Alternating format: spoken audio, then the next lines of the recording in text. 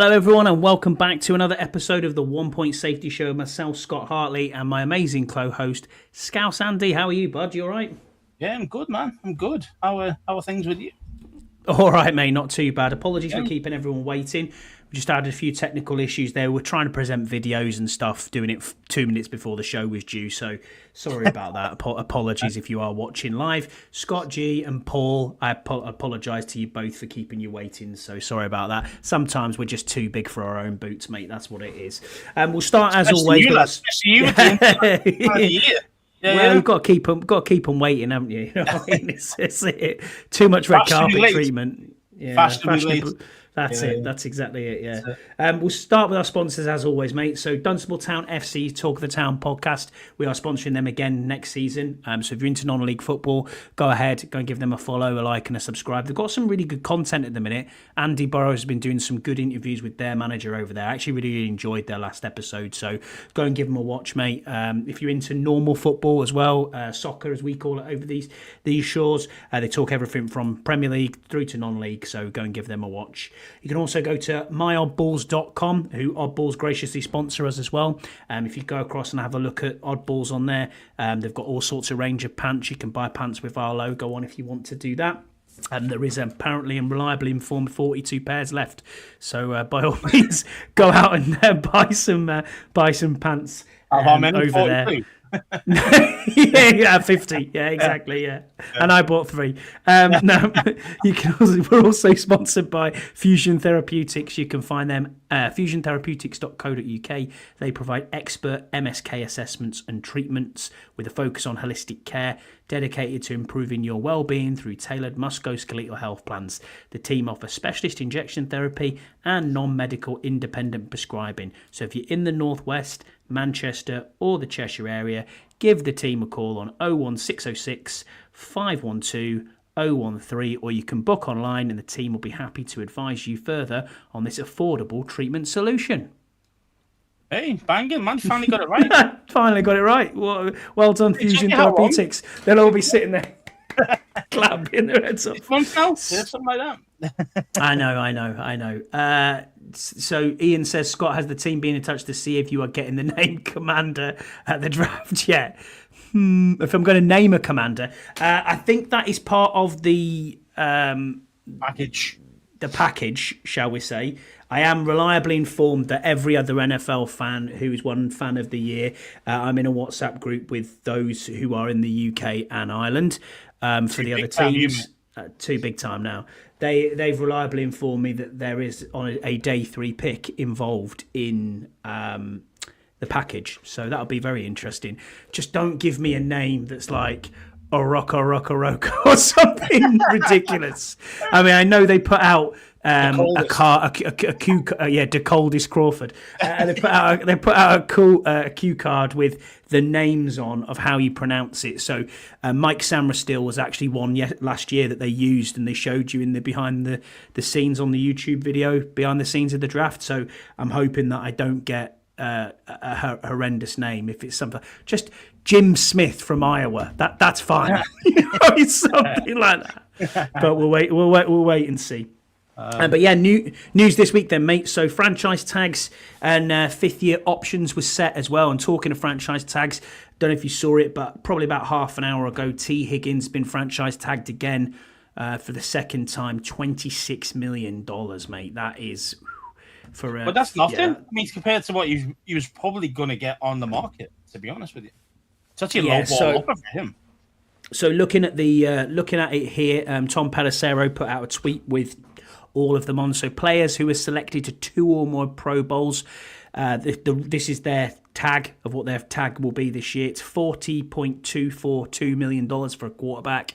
Running back is 13.6. Wide receiver 23.959. Tight end 13.8. Offensive lineman 23.4. Defensive end 20.62.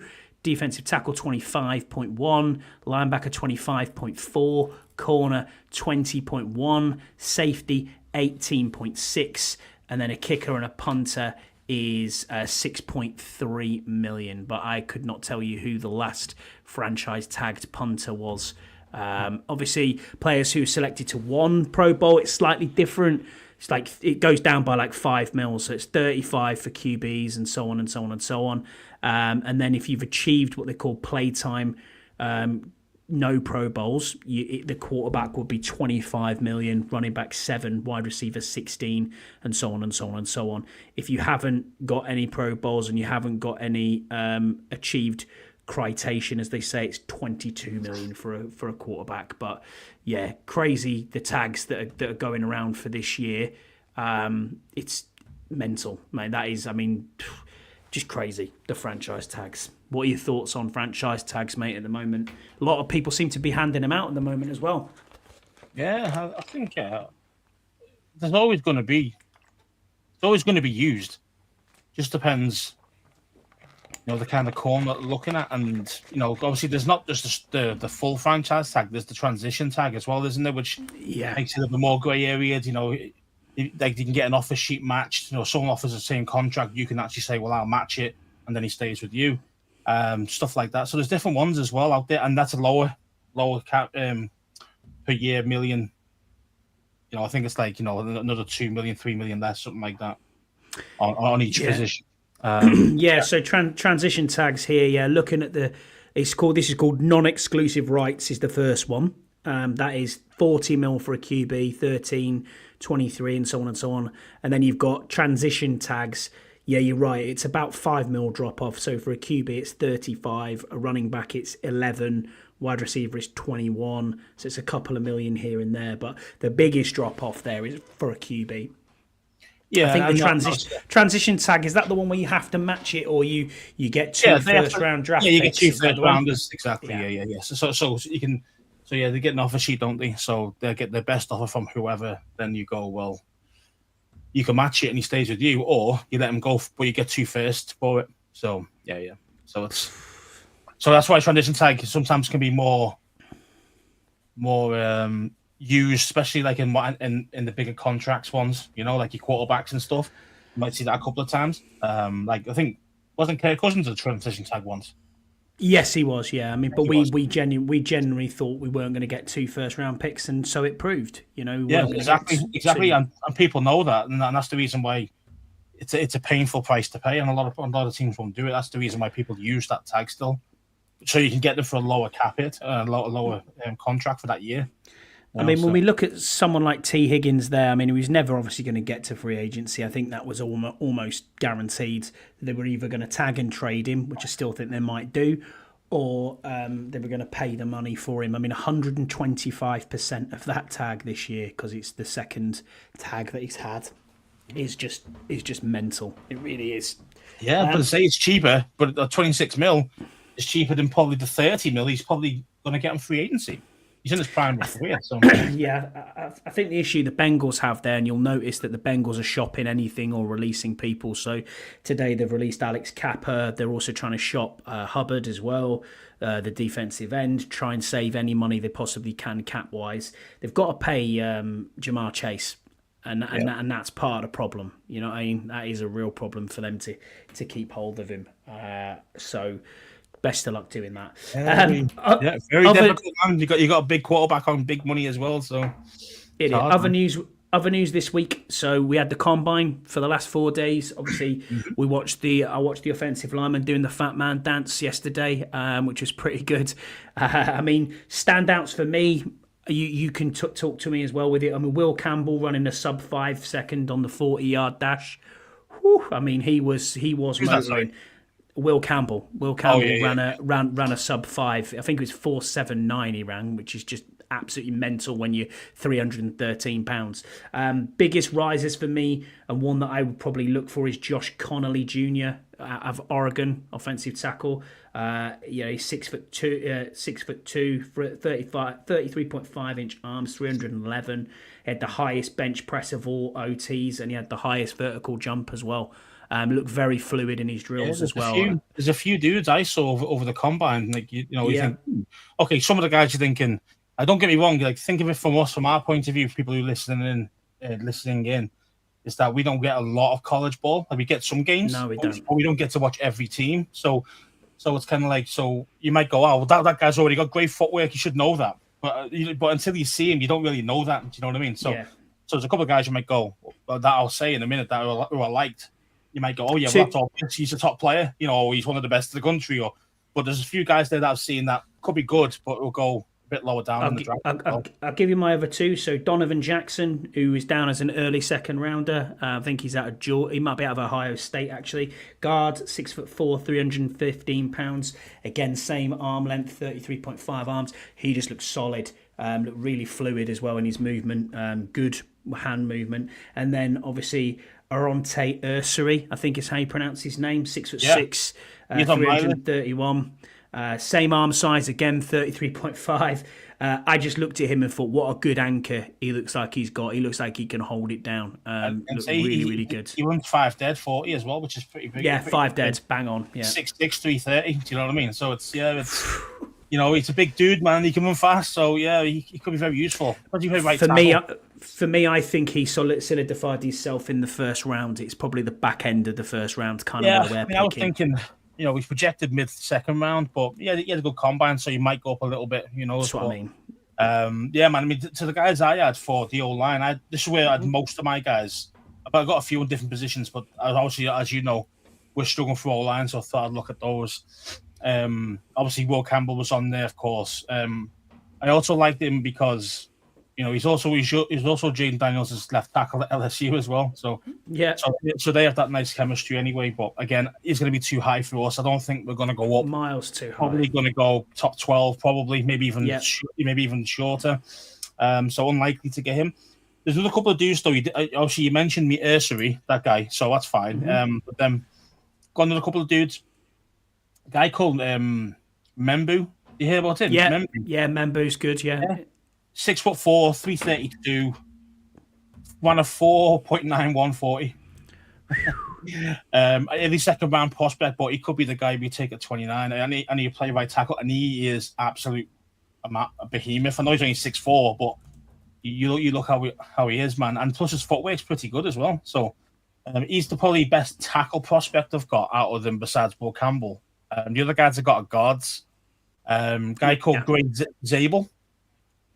Gary Zabel, he was really good. I think he's more of a centre, mate. To be fair, but I think that's where he'd end up. Across the whole line, he's played his whole career like in multiple spots, and he's at a higher level at all of them.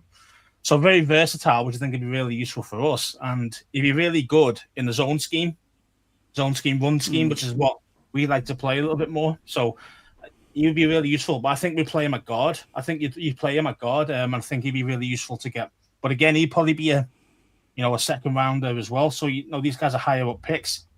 And the other guy I've got is Tyler Booker. He looked really, really good. But I think when you look at the rankings, he is like the number one prospect guard. So it's a bit like he's to be a second round prospect as well. Again, we haven't got all these second rounders. Yeah, exactly. He's out of Alabama, isn't he? Yeah, Bama. Yeah. Yeah, he looked really smooth. His footwork was nice. I thought, he's going to be solid for a solid guard in the NFL. And then my last one was a guy who's a bit later on in the draft called Jackson Slater. Left guard. I can't remember who he plays for now. It wasn't a big team. He's a 4th to 5th rounder prospect. But he ran a 5.0140, 6'3", 320 pounds, and he's great in outside zone schemes as well. So, and again, that would suit our system. So I think it could be something you can really look at in the mid to late rounds is him. It could be really, really good. That's my O-line guys I've got. Yeah, so saying, I mean, I'm reading up on the thing for Jackson Slater. He's out of Sacramento State. Sacramento State is where he's coming out. Yeah, I'm reading his right up here. Obviously, it's saying here that he's explosive, first step out of his stance, natural knee bend, leverage that allows him to consistently win the power level battle in the run game, shows some nasty when climbing to the second level, arriving with bad intentions and enough control to stick the linebacker through to the whistle, natural puller who tracks movement and targets with precision, constantly taking proper angles, masterful pass protector, particularly in his jump sets where he marries smooth footwork with well-timed strikes, core strength jumps off the tape, regularly absorbing power rushes, initial surge when maintaining his anchor throughout extended reps, high-level processor who picks up stunts and twists immediately, showing veteran awareness when passing off defenders in the protection. Yeah, man, the guy sounds like he's got a lot of traits that you look for. It's just saying here, he's got his limit size. He's got average arm length. His hand placement can get wild in pass protection. He lacks ideal. Yeah, but then it says lacks ideal mass for tackle.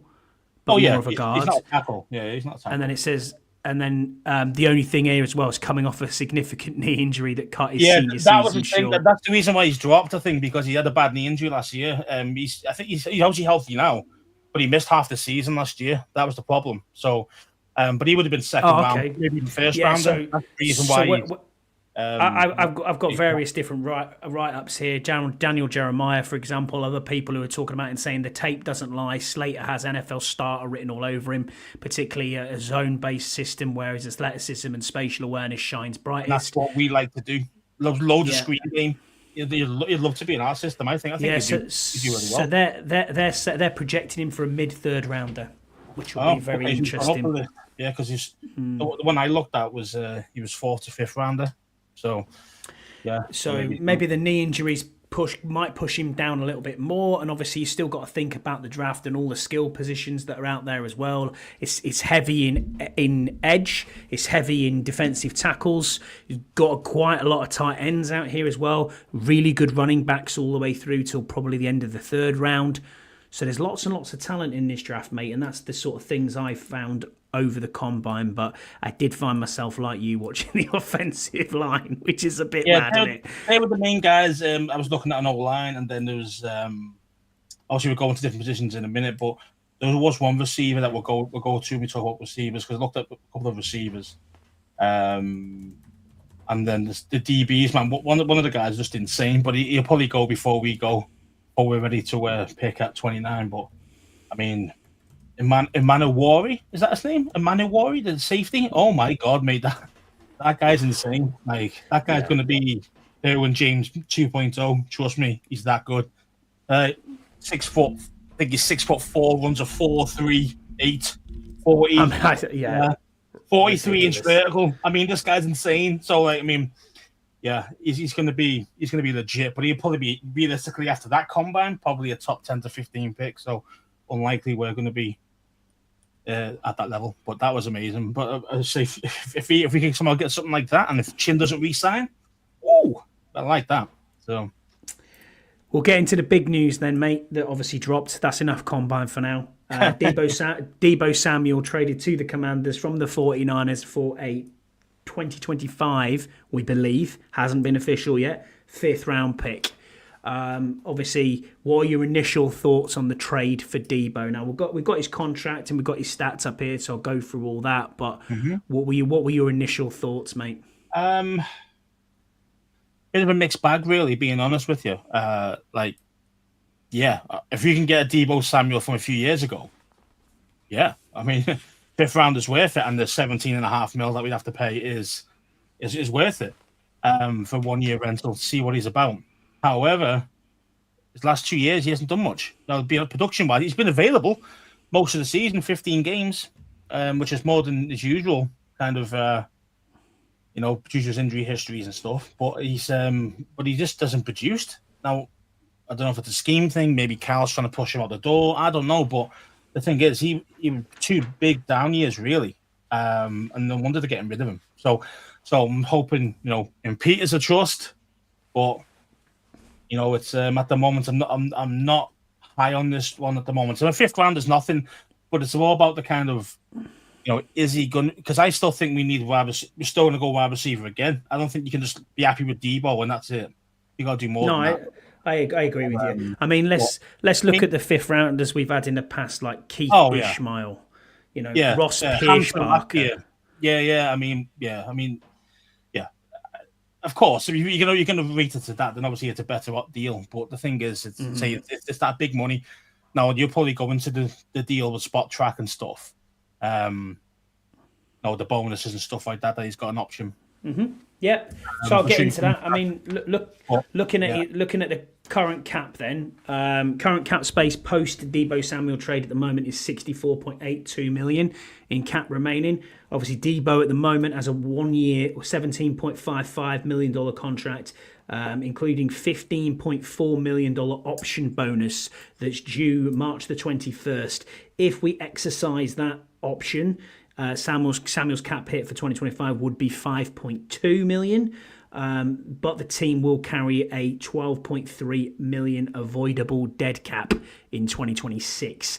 So it's either you pay it all up front, the 17.55, or you can push a little bit down the road for another season and have a smaller cap hit, 5.22. Now I've seen loads of people going absolutely wild on X and on social media. Oh my God, that's a lot of cap to use. Rah, rah, rah, rah.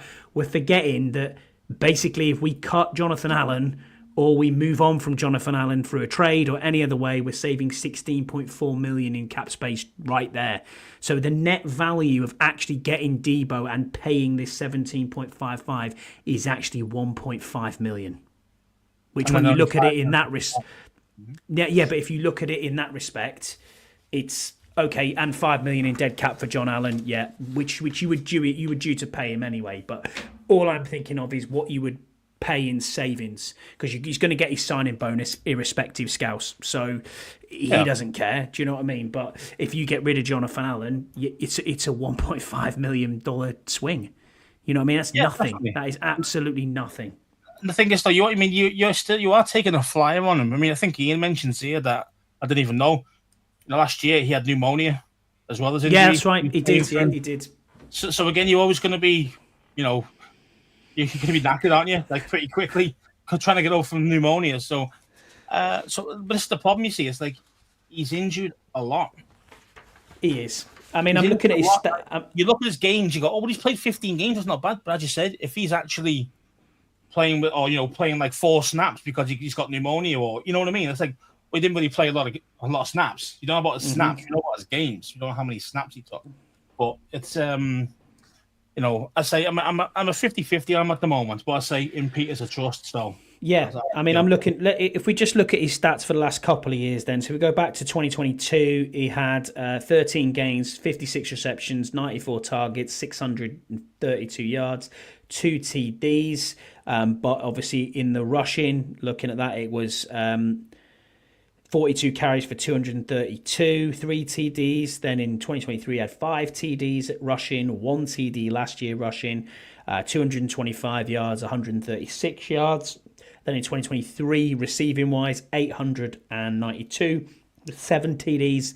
And then 2024, he had 670 and 3 TDs in 15 games. So total touchdowns last year was 4. Total yardage last year was just over 900 yards. Now, bearing in mind, he only played 15 games in some way, shape or form, and he had pneumonia through that period. I don't know if he has dropped off, Scouse. Do you know what I mean? I mean, I can see it, hear it, and I can see a lot of people saying, has he dropped off? I mean, we're going to find out. I mean, that's the truth. We're going to find out. People say he struggles with his weight in the off-season, and then he tends to come back into shape. But to be fair, it's kind of, oh my God, this is amazing signing. Not at this moment. I'd say if we get a Deebo that is 100% healthy, motivated, all the rest of it, then he'd probably be worth it. And the thing is, though, a lot of those yards that you get, though, it's yak. He's not. Of course it is. You're not throwing the ball 70 yards to him. He's not the deep ball threat. He's the guy. He's the short guy. On the screen game. Now, again, that would help our screen game a lot. Sure. Along him and Eckler would be really, really nice in that capacity. But again. You're not really using Deebo purely as a receiver. No, you're not. He's classed as a receiver, but he's not really a receiver. It's kind of a weird thing with Deebo. He's kind of that gadget guy, a bit of both. Yeah, I hate the word gadget guy, but it's exactly the right way of summing him up, because, as you said, we tried with Antonio Gibson to do the Deebo thing and it didn't work, and now we've actually got Deebo. I mean, if you look back at where we were a year ago, not just the season gone, the season prior to that, we had Sam Howell at quarterback, we had Antonio Gibson, we had Terry McLaurin, who else did we have? Brian Robinson and some other bum. Dotson, that was it, the bum. Yeah, there you go. And now look at the room that we've got right now. You're going to say Deebo Samuel, Terry McLaurin, B. Rob, Eckler, and Jaden. I mean, the difference is. Oh yeah, that's a massive stark. upgrade. That's a massive upgrade compared to what we have had, and we obviously haven't finished stopping. We haven't finished, have we? He's a lot better than what we had. Absolutely, Ian. What you got to think about, Ian, is the 18 million more better than what we've got. That's the thing you got to think of. And Scott G gave missed fewer games than guys think, but again, it's one of those things. Is he playing injured though? A lot of times you see him hobbling around. I know guys play injured. I get it; it's part of the game, but it's just like I don't know what it is. It's just the kind of a thing of if you get him on as like obviously we're not going to see his 2021 year again. We're not going to see that where he got like 15 touchdowns and 1,500 yards all purpose, and we're not going to see that. But no, I mean if we can tap into it though. He could be really useful, but our O-line needs to be a lot better as well because otherwise he's going to get nothing because he's going to be more actually blocking. He's actually a good blocker, Deebo, as well. Yeah. So again, he's going to be blocking more if our O-line's not doing the business. So at the end of the day, we need to upgrade the O-line big time. So do we offer him a deal? I mean, from social media, I've had a look at it. It says that it looks like it's a 1-year rental. He's not looking to get paid straight away either. I mean, you can see him talking to Jaden and stuff on social media. He looks like he's just going to come in and play. And then obviously, if he has a good season, it's a problem we've got in the next off-season going down the road. Obviously, if we don't offer him a deal, we will receive a compensatory pick in the 2026 draft if he was to ball out and then disappear off somewhere else and sign a new deal with a new team. For more money. Has to be for more money though. That is the part.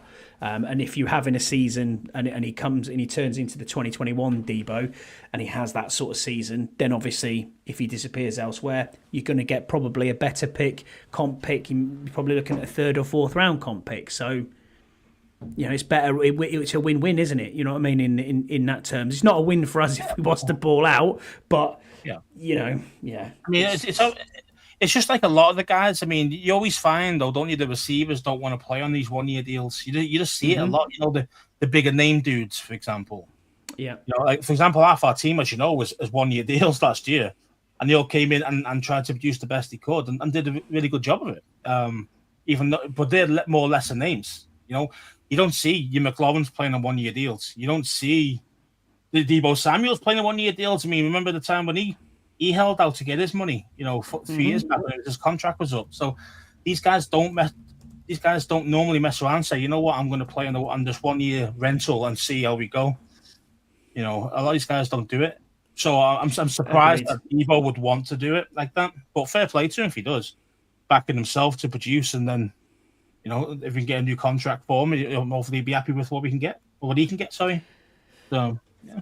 So we've got a couple of questions on this, actually, which we'll get into now. So the first one's from Commander Viscount. He says, morning, guys. Deebo for a 5th when we got a 3rd for Dotson with 17 million off the cap and flexibility to cut him next year. Do you consider this good for business? Well, it's definitely an upgrade on Dotson, isn't it? I mean, I've been reading on Twitter, today, loads of Eagles fans kicking off, going, "Oh, Dotson's the better player. Dotson, look at this catch in the Super Bowl where he got to the 1-yard line. All those things. He's way better than Deebo." And it's like, mate, Jaden Daniels in your head already. You can already see it already. You can see it already. It's like, oh, mate, Jaden Daniels with Deebo could be quite scary. So if Deebo is anywhere near what he was, then yeah, man, it's gonna be interesting. But yeah, I mean, it's a good business. I mean, I suppose it is. I mean, at the end of the day, we've got cash rich owners now. So paying a 15 million up bonus up front, whoever it is, to reduce the cap hit by a lot. These guys can do it now. Well, before we had the dickhead in charge who didn't want to spend any of his money anymore. So. Yeah, I mean, I had a little Google search back going on to cap space again. I mean, 64.82 is where we are at the minute, Scouse. After Deebo, that's including if you pay that entire 17.55, which I think we will do, because I don't think we want to carry a dead cap next year of 12.3. It's not worth doing. If you got him on a 1-year rental, you got him on a 1-year rental. That's so be it. But what you have got is you've got obviously the money coming back from Jonathan Allen, which we just spoke about, which gives you another 16. But then you've got people like Terry, who you can extend and restructure and bring that cap space down. Terry would probably only cost you 15 million this year potentially. If you offered him, say, I don't know, 73 mil, X 3-year extension, you can finesse the contract with void years at the back to make sure that you've got a lower cap hit this year. Marshawn Lattimore, I'd be calling him into the office and saying, hang on, Marshawn, let's look at your contract. You need to give us a little bit of that money back for cap space. Daron Payne. I'm not saying go and restructure Daron Payne. Would you trade Daron Payne? I know it sounds ridiculous right now, but if someone was offering you a 3rd-round pick, I can't see it because the dead cap would kill us, to be honest, on that one. I don't think it would. Yeah, I don't think that's worth it at all, getting rid of Daron Payne. I mean, I can definitely say the first guy off the board was John Alden. I think teams that are interested actually to trade for him. So even to lower down pick, I'm happy with that. Let's get what we can get. I think he's gone, definitely. I do, but as you say, if they pay that cash up front, it's only 5 mil against the cap this year. No, it's not. It's not. You either got to do it 2 ways. So basically, if it's 17.55, which is the 15.4 million option bonus, option. If we pay the option bonus of 15.4, it counts as 5.2 against this year's cap, but you still carry 12.3 next year. Yeah. So it's voidable. So that money, that 12.3, is still going as dead cap next year. Yeah, but it's only 5 mil this year. That's what I'm trying to say. Yeah, I know. So you could finesse it. You could finesse it that way. Yeah, I know what you mean. Yeah. Yeah. But either way, you're paying 17 mil. Yeah, but that's the cap though. If you actually pay it up front, So this is no, it is. It is. It's guaranteed that 12.3 will be in 2026's money. Whatever. You knock it down the road. But the thing is, if you really want to build this team right now, you can do that. Yeah, I know. You got the option of doing that. Because you've got the money to do, as in the owners have got the money to do it. So if you're saving 12 mil this year, that is a lot of money. That's a decent player. That's a Terry McLaurin extension. You know what I mean? It's whatever you want to do it that way. It's so important, jokes. Do you think they need any cap savings this year or next? Either way, it's the same cap hit for 1 year deal. Yeah. Yeah, of course it is. Yeah, exactly. I mean, if we don't do it this year, then so be it. We're still at around about 70 million, even if we spent everything this year. Still got a fair amount of cap space. I mean, at the moment we're 6th, even in cap space left, after the Deebo trades. We have to make some moves, and I think everyone knows that. Agreed. We don't have half the team on the roster at the moment. These guys are all free agents. That's the problem. Yeah. So we've got a lot of dudes that we need to bring, like some guys you want to bring back who might not be the sexy picks. These no-namers. Michael Walkers and all them guys. You know what I mean? Are you going to bring those dudes back because they're going on special teams? Yeah. So it's those type of things that you're going to try and bring back. So those are going to hit, even though it's not a lot. Those $1, $2, $3 million hits every single time on these dudes. It's all going to add up at some point. Still 30 million with 10 dudes, isn't it? Yeah, that's what I mean. And that's half your cap gone, like you mentioned. They've got 60-odd million, nearly half your cap. So that's what I say. It's kind of, you still got to be careful with it. But then I still think that you can still go out there and, because we are cash rich now, I think we can play a lot of bonus up front, guaranteed money up front.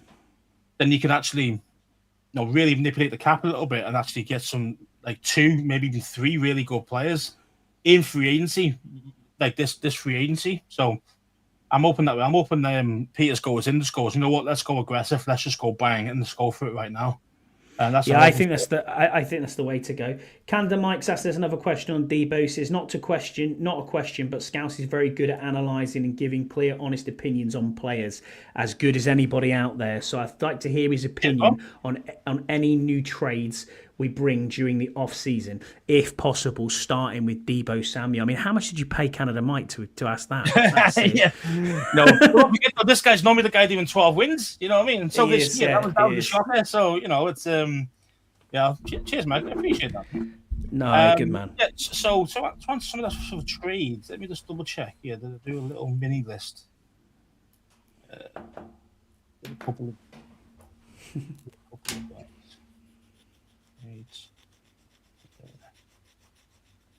Off-season trades. Well, there's a couple of guys, a couple of free agents, a couple of trades that could be interesting. I know you mentioned trades, but if you go, there's two free agents guys. DJ Reed, obviously we've all spoke about him before. Yeah. let's try and get this guy in if we can get it done. I think he'd be excellent in our system. See, I like Travarius Ward as well. It's a bit cheaper. I like Ward. I don't think he will be that cheap, to be honest with you. I mean, Ward only didn't play last year because of the horrible thing that happened to his child. Yeah, absolutely. But I mean, so him, and then I was thinking bringing back Brandon Scherf for a 1-year deal. Ooh, bring back one-year deal. We need a right guard. We need a right guard. And he's been proven that he can do it. He still did it at a decent level last year at the Jags. When you look at his stats, he was still pretty decent. So they'll be the guys I'll be looking for in free agency right now. But then looking at the trades, like she's to answer his question, one that you think a bit of left field is Kenyon Green. I think Kenyon Green could be an interesting one because he struggled a little bit at the Texans playing guard there. But remember, he was the guy we were going to get instead of skinny guy. What's his name? Emmanuel Forbes. Yeah. So again, he's had a bit of a tougher time, but again, he went first round. I think you can get him really cheap because I don't think they're moving on from him. So I think you can get him for those lower end rounds. You know what I mean? Like a 6th, 7th round. I really think you can do that. And hopefully the better coaching can get that talent out of him because at Texas A&M he was excellent. So why not take a flyer on that guy? Then obviously you get your Myles Garrett's. Of course, who wouldn't throw 2 firsts at that guy and see if he'll come? That'd be an amazing upgrade. And the last one I had was actually Garrett Wilson. Go for Garrett Wilson. Get the receiver in there. Get him in there, bro. We need another receiver. Let's get them in. And he's on his last year of his deal. You might be able to get him for maybe the end of the first, maybe even the second rounder now. There's only 1 year left on his deal. So, really, really nice. I think all of them would upgrade our team by a long shot and, and affordable, I think. I mean, Garrett's going to hurt you the most, but I think most of them are affordable. So, yeah, I think it's interesting because it depends on what's going to happen. A lot of teams are going to now throw out cut players very, very late going into free agency, let them test the market. People, like I just said before we got on the show, you got the Bengals are pretty much shopping everybody. Alex Kappa released right guard, has played tackle obviously as well, played left tackle, but has played right guard last year for them. Would he take a 1-year deal though? I think so. Hasn't missed a game. Hasn't missed a game, mate. That for me says, hang on a minute, we need depth. I don't care if you're starting or you're not starting. You need depth in the offensive line positions. You can draft a right tackle, as we said before. You've then got Wiley, you've got Algretti, you've got Coleman.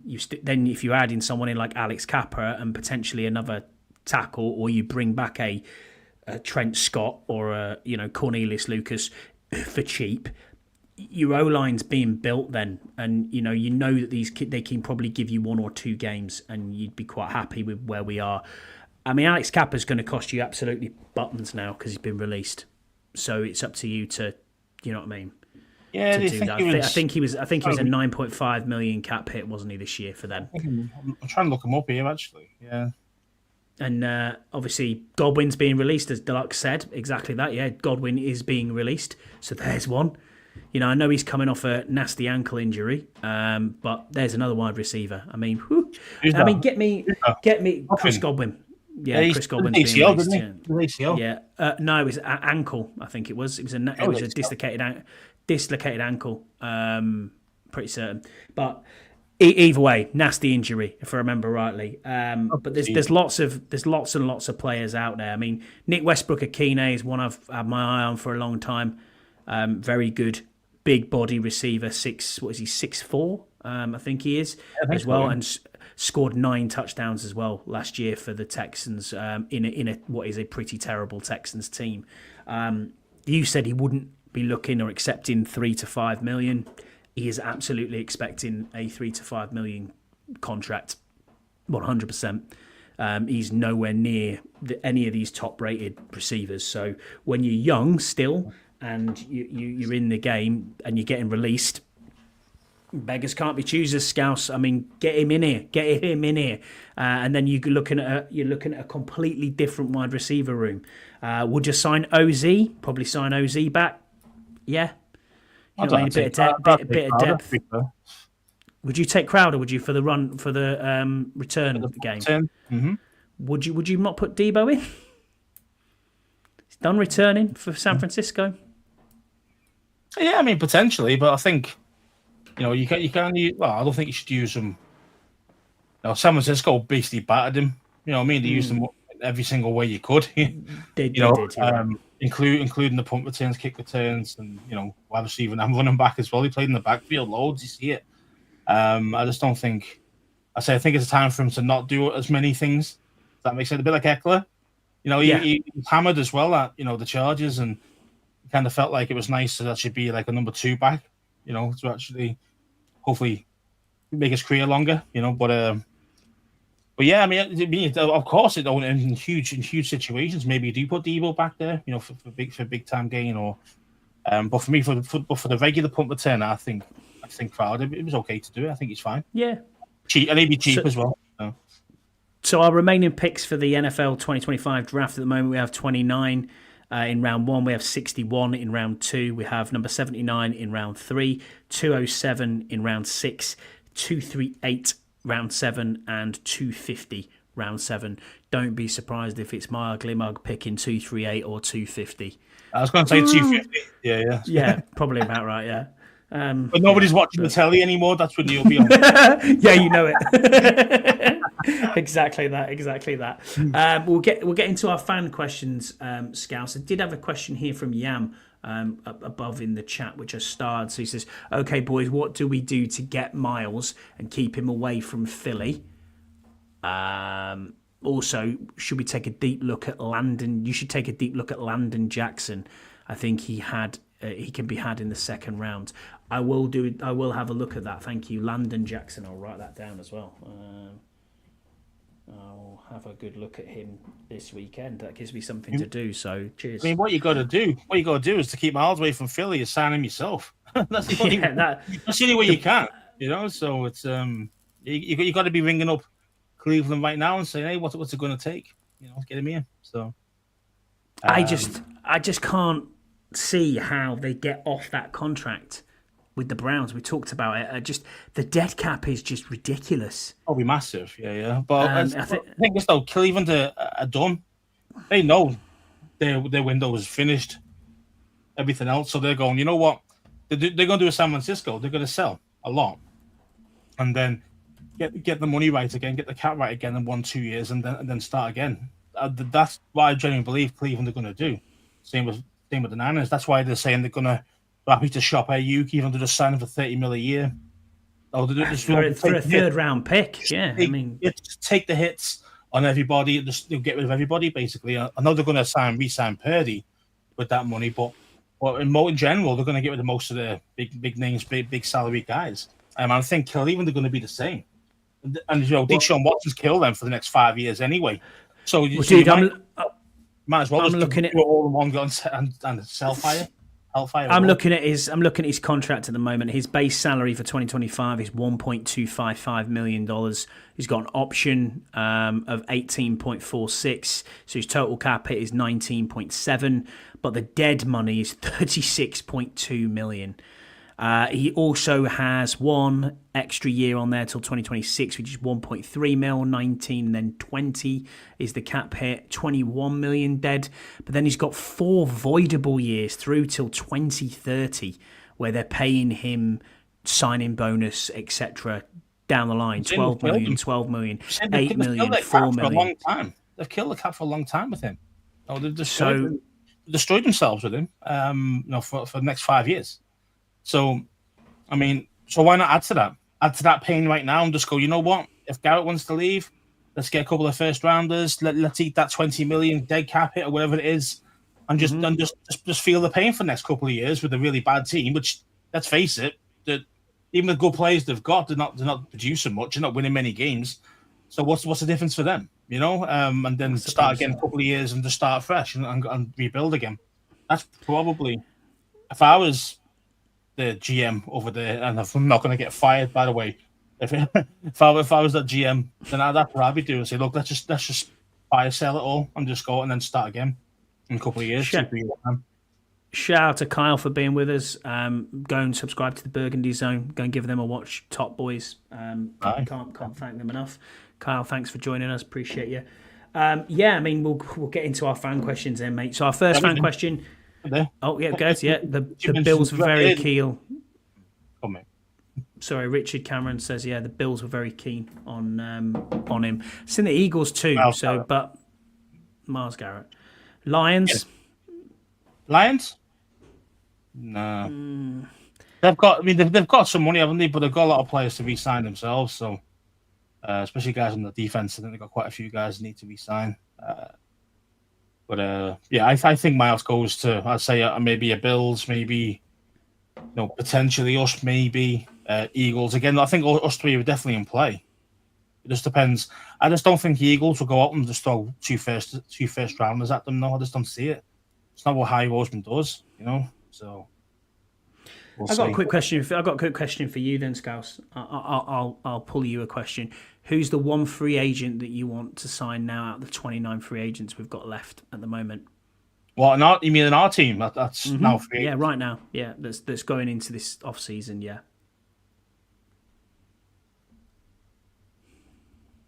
I mean, for me, it'd be Chin. Okay. It'd be Chin, but I know that you could easily go, Wagner, because he's so important as well. But of all our guys, probably one of them two. What about yourself? Yeah, Chin, Wagner, Ertz. That's probably my top three. Ertz. You're not going to put him on your number one as your over one list. Like your number one dude. Like you need to get this guy in. I mean, he's useful. Don't get me wrong. He had a good season, but for me, I'm looking at Chin. He's younger. He's coming into his prime. I mean, Wagner's obviously dead important too if he wants to stay. Sure, but me, Chin. I think Chin for me. I can't disagree with you. But I've heard that he wants to test the market. He wants to see what he can get. So that'd be interesting. How his contract's going to be if we do get to re-sign him. It might be quite more expensive than you think. I wouldn't be surprised if for whatever reason Bobby didn't end up in. He's a Cali lad, isn't he? And I mean, how far is Vegas to Cali? It's not that far. So, and Pete Carroll's at Vegas. Can't in 4 years, 3 hours, something like that. Vegas to LA, a 3 hour drive. Yeah, and obviously Pete Carroll's at Vegas now as well. So, yeah, I mean, again, that could be a great call. That he goes there. But again, I think he's still got his deal. Still doing his degree at Howard, isn't he? At Howard, yeah. So if he's still there, then he might want to stay another year. Just because he might as well get paid while he's doing his degree around the NFL season. True. So why would you want to kind of either put it on hold, like defer a year to go to go to Vegas, or I suppose you could transfer it to another uni, maybe. Maybe. Too, but might as well stay where you're at. I think personally, another year. But again, if Pete Carroll comes calling, what are you going to do? Do you know what I mean? That's the problem, isn't it? That's the problem. Yeah, I know. That's the real problem. Deluxe says his answers are, go. That one. It was the free agent. So did I. Tress. How come? You've got to sign him as well. The GOAT, you've got to bring the GOAT back. Absolutely. I mean, he's not sitting on his couch, is he? Let's be honest. Oh no, we got somewhere. Well, I think hopefully we'll resign. I think those are the first. Those are the first three. I mean, you think about it, the first three guys I'm resigning if I can. Chin, Wagner, and Way. They'd be the three guys I'd be looking at. The first three dudes I'd be knocking on the door saying. Do you think it happens this week? Do you think we start hearing about players coming back this week, getting signed? I don't know, maybe. I mean, I think you might see it a little bit longer. No, actually, the start of the season, the start of the supposed season when it starts in, what is it, like 12th, 13th of March? The 12th of March. The tampering period for free agents is the 10th, and obviously which is when Ian Rappaport's fingers are bleeding because there's so many deals that are coming out, but. It'll be interesting to keep. That is pretty much in my world what we call transfer deadline day. It's awesome. You know what I mean? I'm like, I'm just sitting there on refresh completely all day long. Who are we signing? Because that's when every deal's pretty much out. We know who's going where. I mean, there's probably a lot of things that's happened already we don't even know about yet. There's obviously the combine. A lot of agents get. You didn't say that, Scouse, because we're not allowed to tamper until the 10th. Obviously, come on, Scouse. What do you mean? Belichick did it all the time, so we can get away with it. So I think we can. So, but yeah, again, yeah, it's all ifs and buts and maybes and whatever. The international fan of the year says, yeah, that you're tampering. You can't tamper. Okay, all right, yeah, all right. yeah. But yeah, exactly. But I think that's. I think that you're gonna find it around that kind of the tampering period, the 10th of March. I think you'll probably start seeing these contracts being signed, sealed, or not, and then to go to free agency. I think that's how you're going to see it, really. Yeah, agreed. Yeah. I still saw people on Twitter today making fun light of Tress giving up the number 5, and most of them were racial comments. I hate our fan base some days. What do you mean by that? Racist comments? As in, like, what, against Tress? Or no, against Jaden, because he's 5. So you mean the racist? So the ripping Tress way about giving Jaden the 5, but because Jaden's black, you gave him that. I don't know. I've not seen it, Jan, but that'd be pretty annoying, to be honest. Oh, against what? Okay. No, against white people. Wow. Oh, okay. I have no idea. Again, man, I think unfortunately, the Americans have it a bit worse, don't they, with the kind of the racial thing, really. Yeah, that is a strange one, actually, because obviously we're not going to get into. You have those issues here, but it's just not. It's not highlighted as much, at all. Absolutely, it is here, but it isn't. You're right. It isn't highlighted as much here. It's just one big melting pot of people. Yeah, so we don't really. With people, it's like this is what it is. That's why I think we get on with everyone that we meet. What I mean? Like, there's no kind of weird silences or anything like that. When we see people. No, it's strange. Yeah, here we go. Yeah. They are ripping on Tress being white and only white people caring that Tress gave up the number.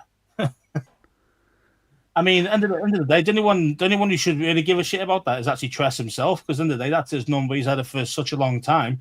If he's happy to give it up, then what's the problem here? I don't understand that. Like of course, he probably did get pressured a little bit. Sure, I mean, the new stud quarterback's coming through the door, and he wants your number. I get it, but I mean, end of the day, Tress didn't have to do that. He didn't have to at all. And so obviously. Yeah, of course, it did upset Tress at the time, didn't it? That he gave it up, but at the end of the day, he's a team player. So I think people making mountains out of molehills here, mate. Yeah, I think they really are with that one.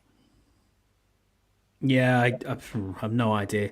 I've no idea, to be honest. Just nonsense, but our fan base makes a lot of yeah, true. Yeah, I know. I mean, people are just looking for arguments. You're absolutely right. Yeah. Into our fan questions then, mate. So Tim Towner says, discuss free agency from the perspective of team versus talent. Most of these guys expect to be wanting a max deal, and they're selfish and all-round me people. When we proved last year you can produce a winning team without bringing in those type of players and their baggage into the team. Is Garrett worth messing around with the team in exchange for 14 to 15 plays out of a 1,000 plus play season?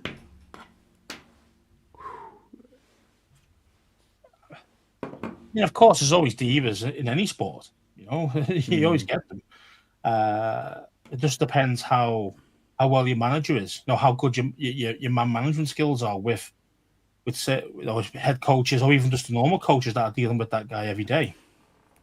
You've got to be able to keep that guy in check, but stroke the ego in the right way. There's guys out there. Like Terrell Owens was a nightmare to deal with. There's loads of guys who could still produce on the field. That's Antonio the thing. Brown. Yeah, it doesn't matter as long as they're producing on the field. But when things go bad, they're the first person to start making it go bad. Does that make sense? And then they become a problem in the backfield. Just like AJ Brown recently with Eagles. I mean, they somehow kept that together there, but AJ Brown and the quarterback not getting on and stuff like that and blah blah blah. And so there's always going to be that, but that's where your man management skills come in. That's where your head coach really gets paid. At the end of the day, of course you could say, well, actually, I don't want that player, and you want guys who are more on the even keel. Okay, fine, but you've got to make it work. Either way you go, either it's a team of all stars or a team of nobodies. You've got to get it right from the managerial point of view. You've got to keep these guys on the same path, all facing forwards, all together. And yes, it can be easier with lesser names. We're willing to kind of buy in a lot more than say a superstar. But that's where the head coach gets paid the money. You know, that's what the folk in the day. Not really calling plays. Most of them don't. I know some do, but most of them don't. You know, it's so it's kind of, you know, it's I think that's what they get paid the money for, the head coach, more than anything else. Yeah, I agree with you. I understand where you're coming from exactly with that point. And to your point, that's why I like the Deebo Samuel move, because Anthony Lynn knows all about him, obviously working with him in San Francisco. Adam Peters knows all about him, working with him in San Francisco. So they're not going to go with a guy who they don't really know anything about or who doesn't check certain boxes. Now, you're right, Tim, you can't always have that glue guy, that guy who goes out and is, you know, amazing on and off the field. You do need a bit of spite. You do need a bit of a personality like that. You need someone who's a bit of an arse at times, someone who's an arsehole and can act like that, a bit bigger ego. Every successful sports team has at least one of these people in that team, in any sport. You can look at any team that you want to look at. And there's always the one person who needs the hairdryer treatment, as it's known, you know, needs that way of working. And I think Dan Quinn and this coaching staff are very good at doing that and understanding exactly what these players need. Sometimes it's that arm around the shoulder. Sometimes it's the absolute drill sergeant bollocking. And that's man management, isn't it? That's man management. Of course it is. And that's why everyone says, you know, what's his name? DQ was saying things like, you know, it's all about relationships, stuff like that. And he's mentioned it loads of times on multiple interviews. That's exactly what he's about. You know, he's about making good relationships with these people. You know, he actually cares about them. You know, he doesn't actually just, I'm just using you for while you're here and then I'm going to sack you off. I mean, look at the one where FA was speaking to us about DQ. Yeah. You know, he was the only guy who called him when he broke his leg. He hasn't even seen Dan Quinn in 4 years. You know, he wasn't even the same team. You know, when he was calling him up, he's the only guy besides Ron Rivera. What do you say? Hi, how are you doing? You know, and you know, that just says that the kind of level of the man he is, and I think a lot of people respect him for that, and I think that's why our team looked so together last year. You know, all on the same page, fighting together rather than fighting against each other. Because you can see, and of course with divas can cause cracks in the chinks in the armor, stuff like that. They can cause those issues. But it's all about, it's just those man management skills. It's so important that we don't tend to talk about it a lot in the NFL. We talk more about that in soccer or our football. Oh yeah.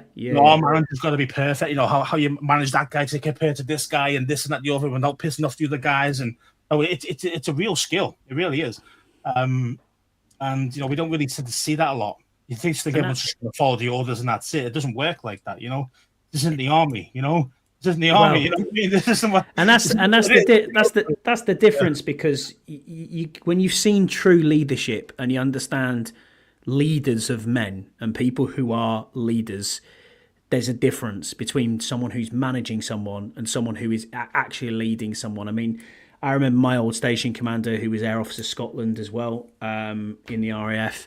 You know, he was this sort of bloke who knew you personally by name, even though I'm little old me, but also knew my wife's name, my kids' names, their age. And bearing in mind, we had 2,500 people on the station, and he was the same with every single person. He knew at least one simple little fact about you as an individual person, because that's how he liked to run his ship.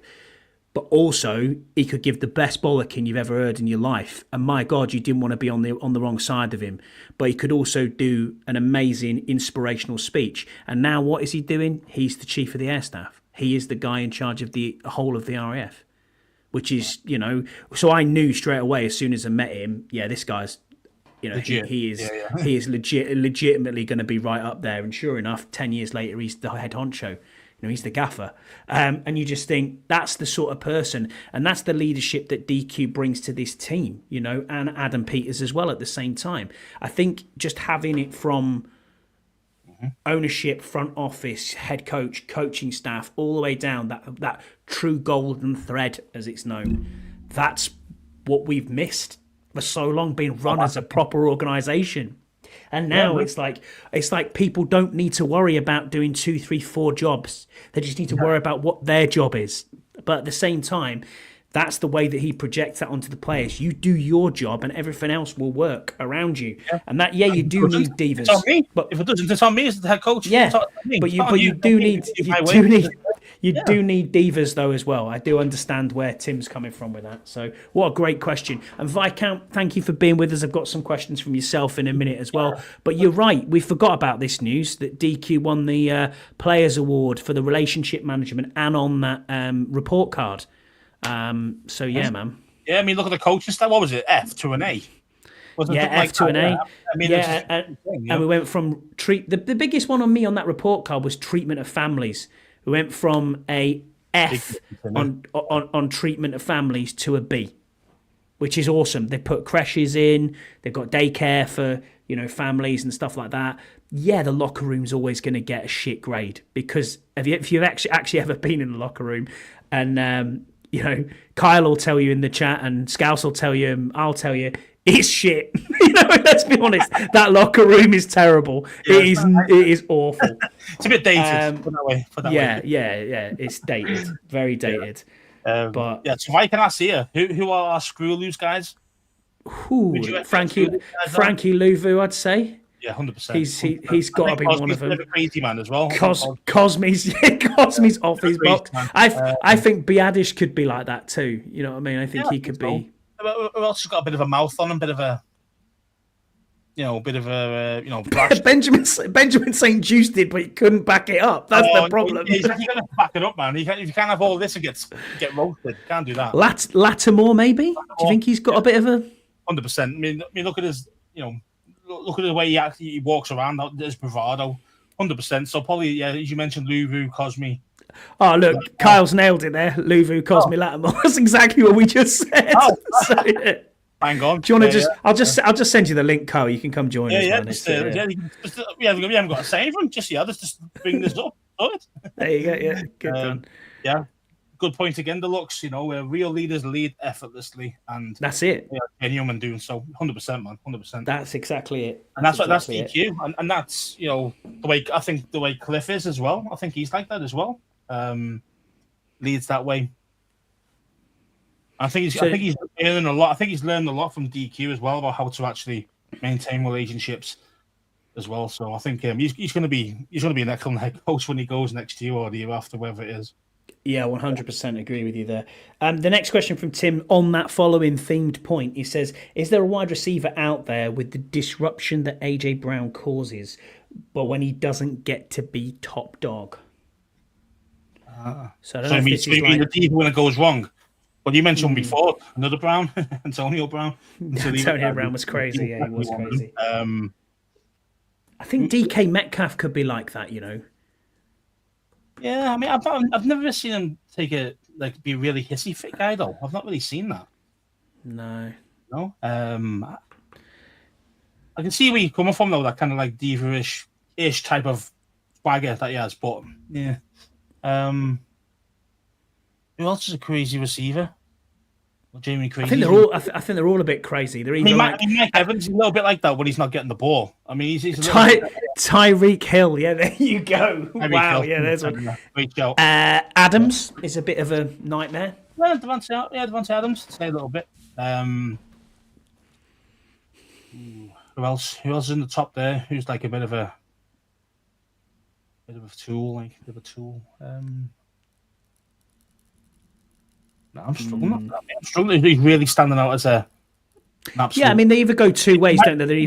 They're either absolutely crazy. Pain in the ass. I read Mike Williams a pain in the ass. Yeah, Mike Williams. They're either absolutely great and they're like, oh yeah, I'm absolutely zen. I'm into candles. I'm into like Buddhist monk shit. And then, or you got the other end where they're completely out there buying, like massive chains and just drip everywhere. And I mean, I wouldn't say that Justin Jefferson's like that, but he's obviously, he's out there. He's chasing JJ at times. I mean, I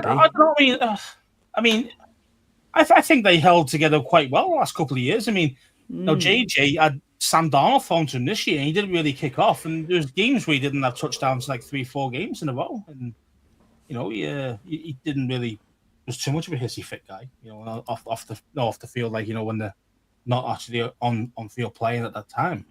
I didn't see too much of that. I mean, Chase, yeah, he moans a little bit at times, but again, I mean, I don't think they're like major divas though. I wouldn't say like they would destroy your kind of cohesion, locker and culture. Just being a dickhead. You know, I can't see that. Whereas, you know, the biggest guy that always comes to my mind with stuff like this is it's not a receiver, it's the quarterback.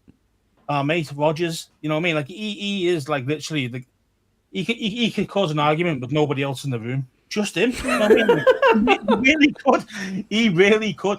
And I think, you know, when he's talking to his deeper conscious self. Yeah, exactly. Yeah, when he's getting his told to juice out. Yeah, I mean, it's just kind of, you know, the guy is a nightmare. He destroyed that Jets organization was looking good before he got there. Yeah. I was going, oh, this defense is good. He got some players here.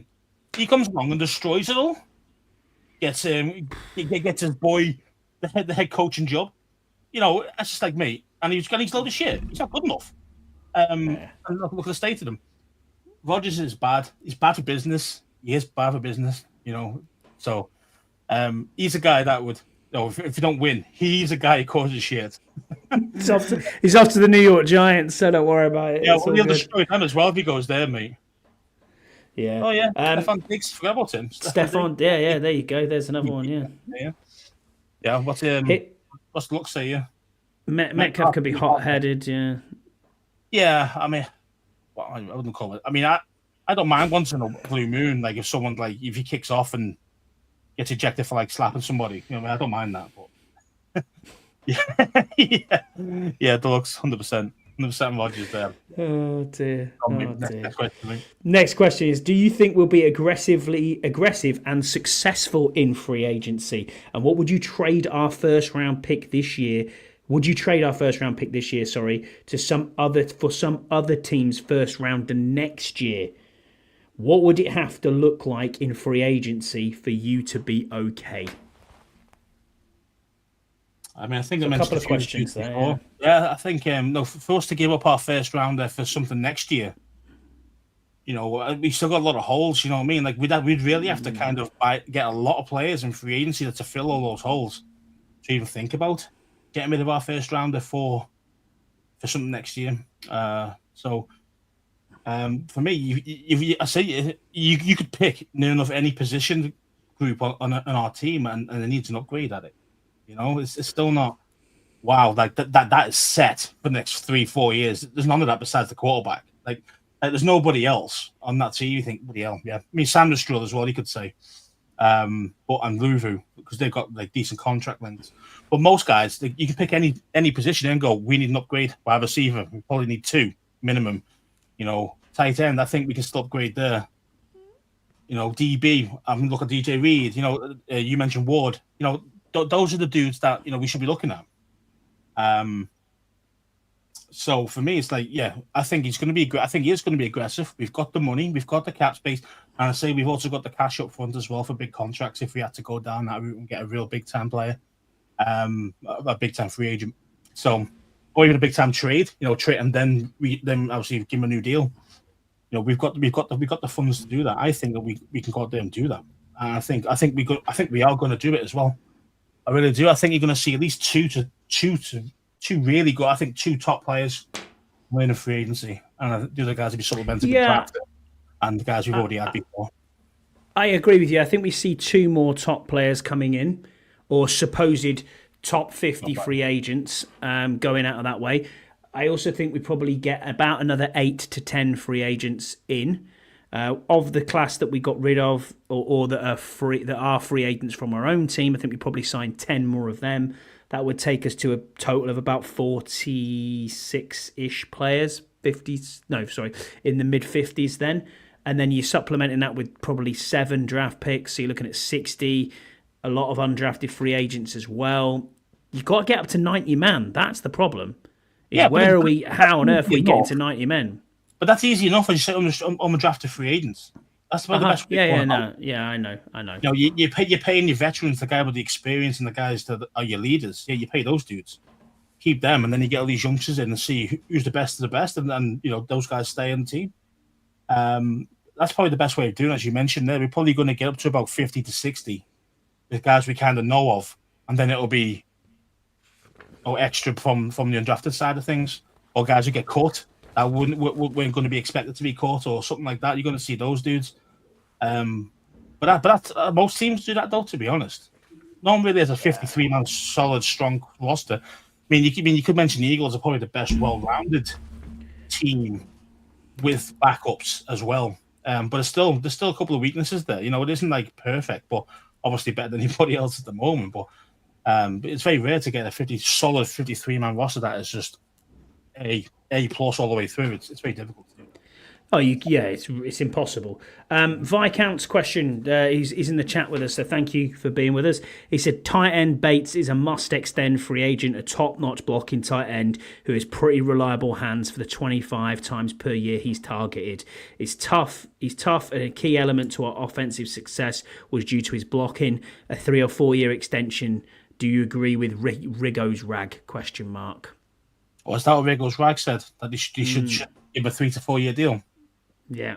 I'm not as high on Bates as other people. I mean, yeah, sure, he's a decent blocker, and we need that because our line's crap. Now I get it, but it's kind of, yeah. I mean, I wouldn't be disappointed as long as it's not crazy money, which it shouldn't be for a blocking tight end. But he is known for drops as well. People say he's okay with those 25 snaps when he's receiving over the season, but he's dropped a few big ones, so. Yeah, he has got hands of stone, really. But yeah, I mean, I think you should bring him back as long as the number's right. I don't see a reason why not. I wouldn't be upset if he came back. I think we draft a tight end. I also think we could potentially get a tight end out of free agency. It's going to be tough, but there is ones who are going to hit the market. Michael Mayer, they were talking about now from Vegas. I mean, that would be an interesting one. I would take him in a heartbeat. Yeah, because he's not done much as a receiver, but he wasn't asked to do a lot of receiver at Vegas because they got the other guy in, and it was like, Brock Bowers, yeah. And obviously he's different level. So it's imagine if the Penn State kid falls to us. Oh, Warren. Oh yeah, that'd be nice. Highly unlikely. No, he's going top 15, mate, for me. Yeah, I mean, I'll have a bet with you on that one, actually, on the night. No, I'm not when we get to it. That's probably guaranteed, to be fair. Number 1 tight end, top 15. I'd say top 20 max. Yeah, top 20, I reckon. Yeah, 100% he's in the top 20. 100%. Yeah, unless we try and go up and do something. Try and get something like that. That'd be great. Hi, James. Thanks for being with us, mate. What do you think about that? Would you trade out of 29, but don't mean go down. I'm talking about going up, and I'm talking like maybe going to say 15, 16, something like that, and then getting a Warren or a true starter like that. No, for me, I'd go the other way. I would actually trade out of 29 and pick up more picks for later in the second and possibly third round. We haven't got a fifth as well. Probably need a fifth back at some point. This draft class is massively influxed of linemen, of decent linebackers, of decent safeties, of defensive ends, of tackles, as in defensive tackles, decent wide receivers, running backs. It's stacked. But what you can get at 29 and what you can get at 15, or what you can get from 29 to even 35 is you're going to be good. But you might be getting the best tight end in the draft, and it might actually be a game changer. Yeah, I know. And we need a guy. I think someone mentioned before up on the list. We need a guy who's a home run hitter, who's got some speed. We need some dude who can actually do it. Mr. mentioned that, yeah. Mr. Luxy mentioned that. Deluxe? I thought it was... Yeah, he said he wanted a wide receiver. Wide receiver. We need a speed for wide receiver in the draft, deep ball threat. Again, it could be receiver, or you can go down the route of an actual tight end. You can go right down the seam. Apologies, Richard. I like those guys. So someone like Warren can do that.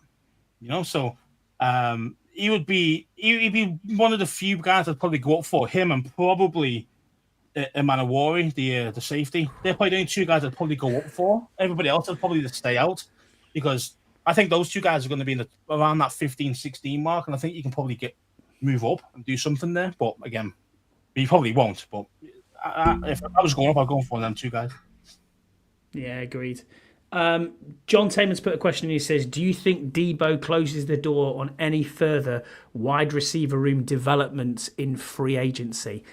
No. John, I bloody hope not. You know what I mean? We have to get some free agents out of here. You're not going to go into the room right now. We've got Deebo, Terry, and Luke McCaffrey. That is it. Unless you're thinking of a futures contract with Casimir Allen, which I'm not really interested in at all. So yeah, you normally enter the season with 7 thereabouts. Sometimes it's been 6, sometimes it's been 8, but generally it's 7 for the last few years anyway. So we're going to have to make moves in that wide receiver room. One way or the other, we're probably going to draft one. So that will probably take you up to 4.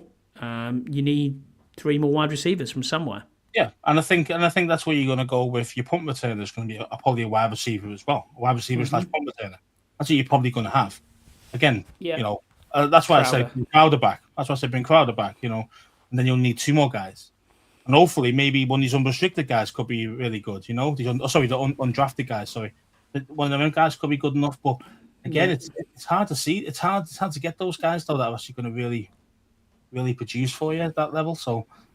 Without drafting them, and I'm talking reasonably high, So it's I say this is why this draft's gonna be very interesting, because we could go either way. We really could go either way, and we could be way, way wrong in what Peter's thinking. Because so many holes, we could just pick anywhere.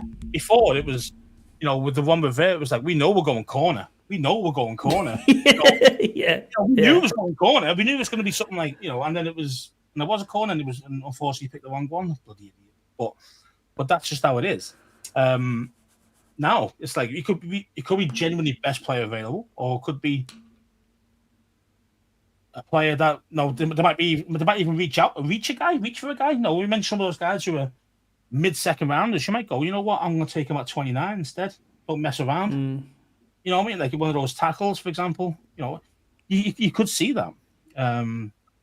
He doesn't reach too much usually, but he has reached before. He's given up 3 first rounds of Trey Lance. He's done major moves that he thought was right at the time. I don't think that was necessarily him. That was John Lynch. Yeah. So all the bad stuff is John Lynch. All the good stuff is Peter. Yeah? All right. Yeah.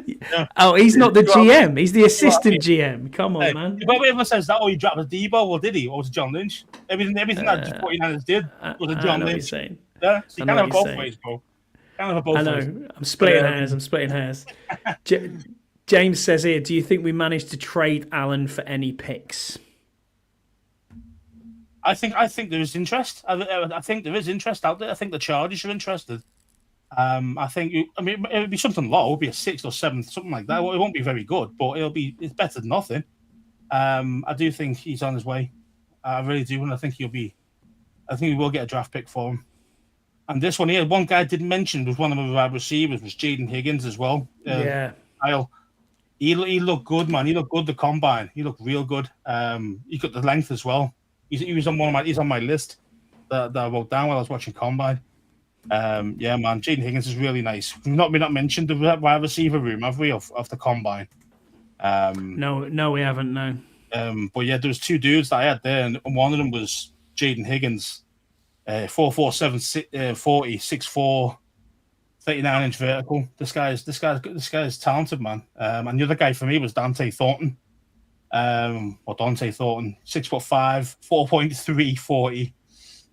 5th round prospect, but because he has had a dropping issue at times in college, but actual physical attributes. The guy's massive and he's fast. And Higgins is similar, but with better hands. But I like both. I think Jalen Noel, I think, is Iowa State guy. I think, as far as I'm aware, but he's small, gadgety. I think he's only 5'10". So as in for a receiver, we've got guys who are under 6 foot. We need guys who are like 6'2" to 6'5", really, something like that. What's what we need, with speed.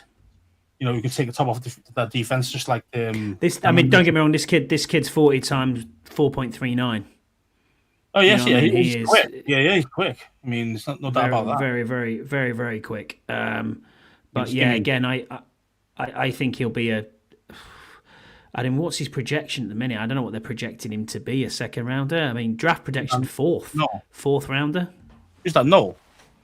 Yeah, Noel, 4th rounder, apparently. Yeah. But that's according to NFL.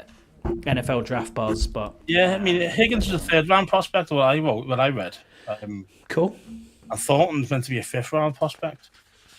Actually, local lad as well. Actually from Maryland, born in Maryland.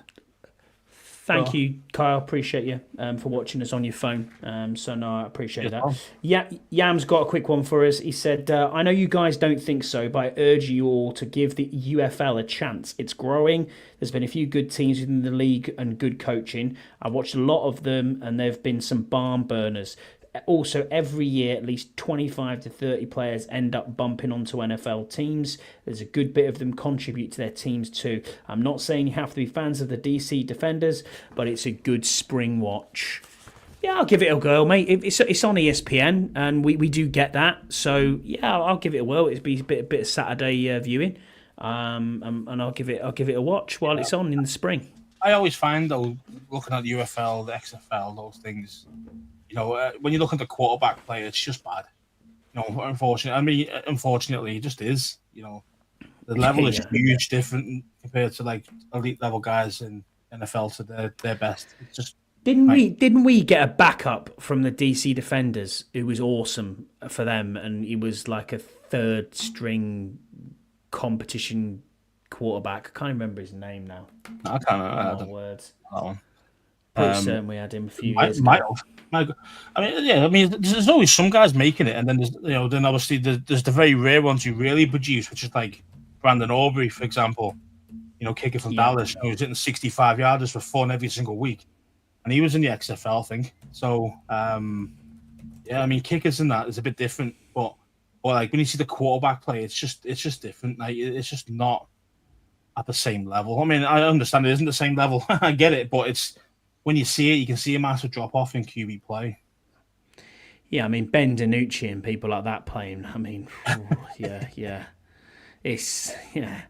I know NFL best of the best and all that, but it's still, yeah. I mean, as I say, if I've got nothing else to watch, I'll probably watch a couple of games and see what it's about and see if there's anything that can get my juices going a little bit and see. But like last year, the year before, I was a bit like, I tried to watch a few, just couldn't get into it properly. Yeah, Jordan Tamu, that's him. Yeah, he was with us. Yeah, Tiamu, or Tamu. I can't remember how he pronounced his name. Yeah, he was with us, Hawaiian guy. Yeah, he was with us in 2021 on the practice squad. Yeah, I thought so. Yeah, so there you go. That's a really really weird one.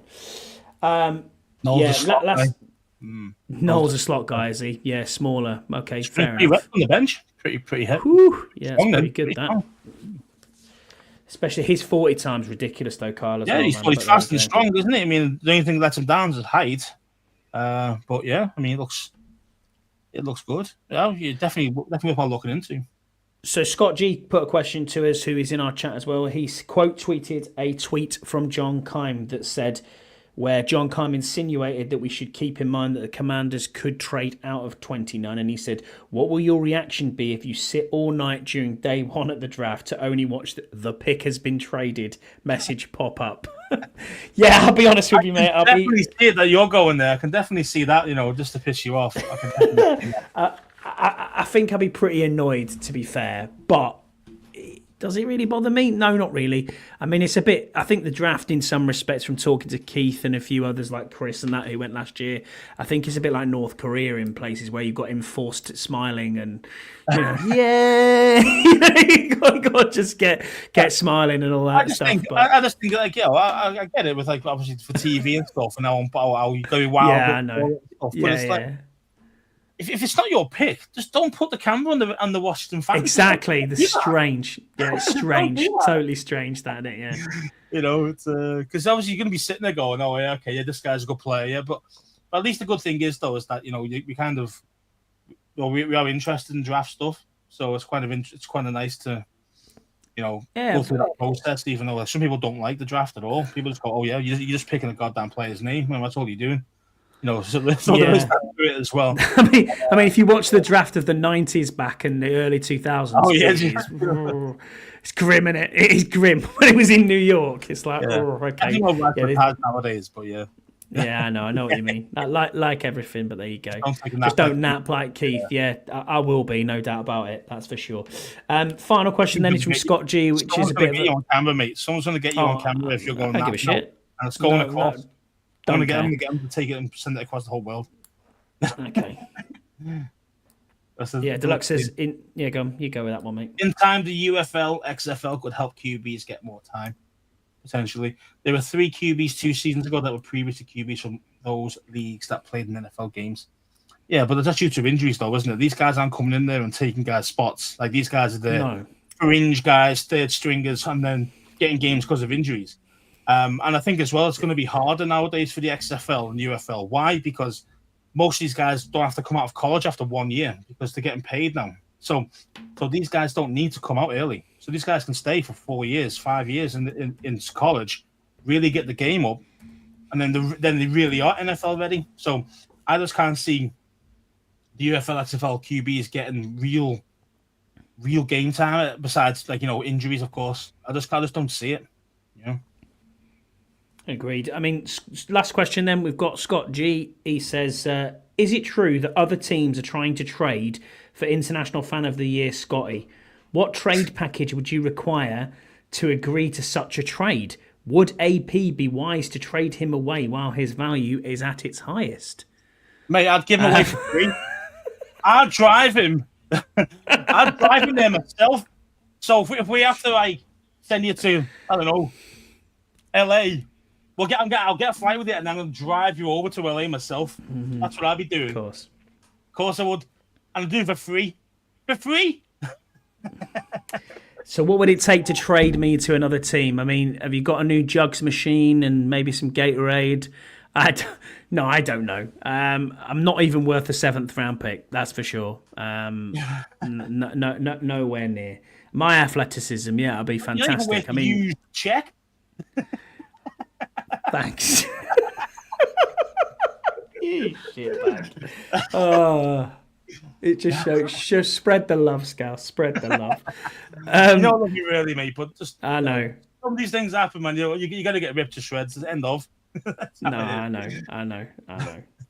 What would you give up though? What would you give up for me? What would you say if you're in AP's shoes now? What are you saying? The gas money for the plane.